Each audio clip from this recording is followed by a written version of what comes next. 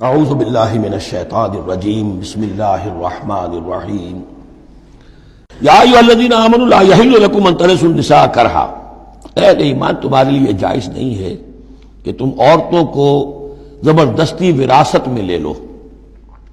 یہ بھی اس عورتوں کے طبقے پر جو شدید ظلم ہوتا تھا، کیونکہ پولیگیمی عام تھی، ایک شخص ہے فوت ہوا ہے، 4 ہے 5 بیویاں ہیں۔ اب فرض کیجئے کہ جو بیٹا ہے بڑا جو وارث بن گیا ہے، اب باقی اس کی حقیقی ماں تو ایک ہی ہے، باقی سوتیلی مائیں وہ ان کو وراثت میں لے لیتا تھا کہ میرے قبضے میں رہیں گی یہ، بلکہ ان سے شادیاں بھی کر لیتے تھے، بغیر شادی اپنے گھروں میں ڈالے رکھتے تھے، یا پھر یہ کہ اختیار اپنے ہاتھ میں رکھ کر ان کی شادی کہیں کرتے تھے تو خود مہر لیتے تھے۔ اس طرح کے معاملات کرتے تھے، عورتوں کے ساتھ یہ ظلم ہوتے تھے۔ یا ایھا الذین آمنوا لا یحل لکم ان ترثوا النساء کرہا، اہل ایمان تمہارے لیے جائز نہیں ہے کہ تم عورتوں کے وارث بن بیٹھو زبردستی۔ ولا تعضلوهن لتذهبوا ببعض ما آتيتموهن،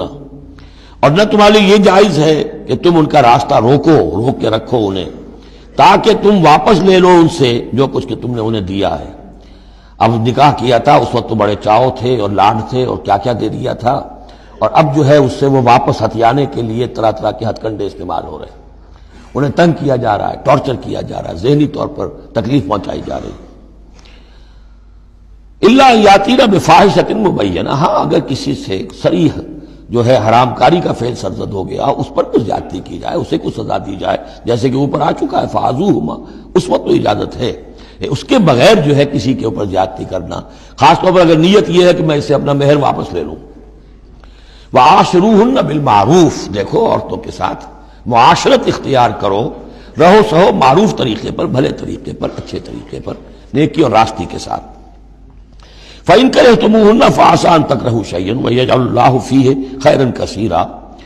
تو اور اگر تمہیں کسی وجہ سے اب وہ ناپسند ہو گئی ہے، انہیں پسند نہیں کرتے تم،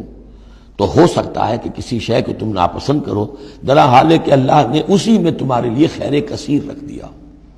پتہ نہیں ایک عورت جو ہے کسی ایک اعتبار سے آپ کے دل سے اتر گئی ہے، طبیعت کا میلان نہیں رہا ہے، اس میں اور کون کون سی خوبیاں ہیں، کس اعتبار سے آپ کے لیے وہ خیر کا ذریعہ بنتی ہے، تو اللہ کے حوالے کرو اس معاملے کو، لیکن ان کے ساتھ رکھو معاشرت صحیح،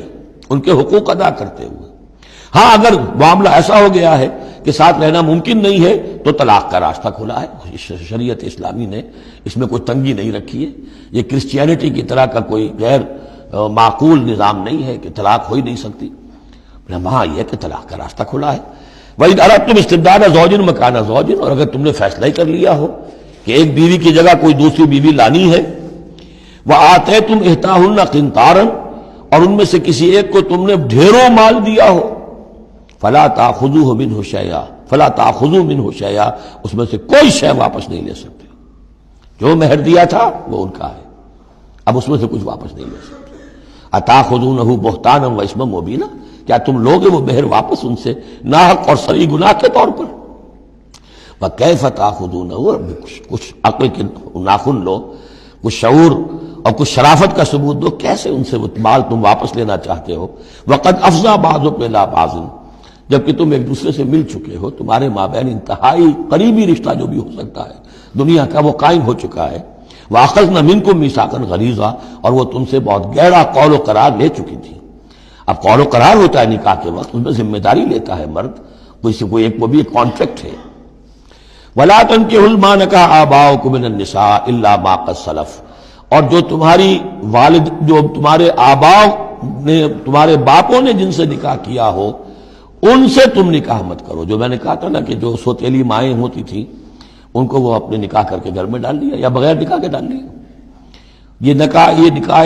وہاں بھی اس معاشرے میں بھی اس کو کہتے تھے نکاح مقت، بہت ہی برا نکاح ہے۔ فطرت انسانی تو اباح کرتی ہے لیکن رواج ان کا تھا، یہاں قرآن مجید نے آ کر اس کا جو ہے سختی کے ساتھ سد باب کیا۔ وَلَا تَنكِحُوا مَا نَكَحَ آبَاؤُكُمْ، جن عورتوں سے نکاح کیا ہو تمہارے باپوں نے ان سے نکاح نہ کرو، مِنَ النِّسَاءِ إِلَّا مَا قَدْ سَلَفَ، سوائے اس کے کہ جو ہو چکا، إِنَّهُ كَانَ فَاحِشَةً وَمَقْتًا، یقیناً یہ بڑی بے حیائی کی بات ہے اور اللہ تعالیٰ کے غضب کو بھڑکانے والی ہے۔ وَسَاءَ سَبِيلًا، اور بہت ہی برا راستہ ہے۔ اب یہ طویل آیت آ رہی ہے جس میں محرمات ابدیہ کا بیان ہے کہ کن رشتوں میں نکاح کا معاملہ نہیں ہو سکتا، ایک مرد کن اپنی خواتین رشتہ داروں سے شادی نہیں کر سکتا۔ حرمت علیکم امہاتکم، حرام کر دی گئی تم پر تمہاری مائیں، نمبر 1، وبناتکم، تمہاری بیٹیاں، واخواتکم، اور تمہاری بہنیں، وعماتکم، اور تمہاری پھوپھیاں، وخالاتکم، اور تمہاری خالائیں، وبنات الاخ، اور بھائی کی بیٹیاں یعنی بھتیجیاں، وبنات الاخت، اور بہن کی بیٹیاں یعنی بھانجیاں، وامہاتکم اللاتی ارضعنکم، اور تمہاری وہ مائیں جنہوں نے تمہیں دودھ پلایا ہے، واخواتکم من الرضاعۃ، اور تمہاری دودھ پلانے والیوں کی بیٹیاں کہ جو تمہارے اب بہن بن گئی ہیں رضاعی،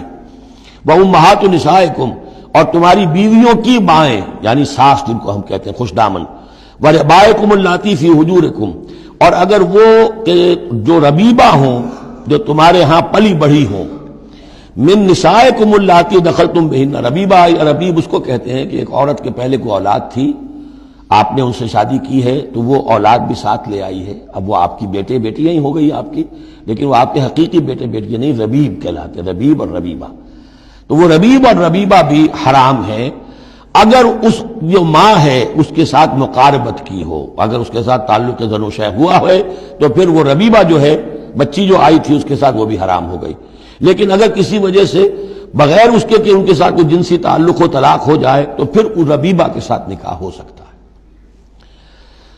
وَرَبَائِبُكُمُ اللَّاتِي فِي حُجُورِكُم مِّن نِّسَائِكُمُ اللَّاتِي دَخَلْتُم بِهِنَّ، جن سے تم نے صحبت کی ہو، ان کی جو بیٹیاں ہیں سابقہ شوہروں سے وہ حرام ہیں، فَإِن لَّمْ تَكُونُوا دَخَلْتُم بِهِنَّ، اور اگر تم نے ان سے صحبت نہ کی ہو، فَلَا جُنَاحَ عَلَيْكُمْ، تو پھر کوئی حرج نہیں ہے۔ وَحَلَائِلُ أَبْنَائِكُمْ، اور تمہارے بیٹوں کی عورتیں یعنی بیٹوں کی بیویاں، بہو جن کو ہم کہتے ہیں، تمہاری بہویں، الَّذِينَ مِنْ أَصْلَابِكُمْ، لیکن بیٹے وہ جو تمہارے اپنے صلب سے ہوں، اپنے صلبی بیٹے، منہ بولے بیٹے کا معاملہ نہیں ہے۔ وَأَن تَجْمَعُوا بَيْنَ الْأُخْتَيْنِ، اور یہ بھی تم پر حرام کیا گیا ہمیشہ کے لیے کہ بیک وقت دو بہنوں کو جمع کرو ایک نکاح میں، إِلَّا مَا قَدْ سَلَفَ، سوائے اس کے کہ جو ہو چکا، إِنَّ اللَّهَ كَانَ غَفُورًا رَحِيمًا، یقیناً اللہ غفور الرحیم، جو ہو گیا پہلے کا، اس کو تو گڑھے مردے اکھاڑے نہیں جا سکتے، لیکن آئندہ کے لیے یہ محرمات ابدیہ ہیں۔ اس میں حضور نے اضافہ کیا ہے کہ دو بہنوں کو بھی ایک وقت نکاح میں نہیں رکھ سکتے، اسی طرح خالہ بھانجی کو بھی نکاح میں نہیں رکھ سکتے، اور پھپھی بھتیجی کو بھی نکاح میں نہیں رکھ سکتے۔ یہ محرمات ابدیہ ہیں کہ جن کے ساتھ کسی حال میں کسی وقت شادی نہیں ہو سکتی۔ صدق اللہ العظیم۔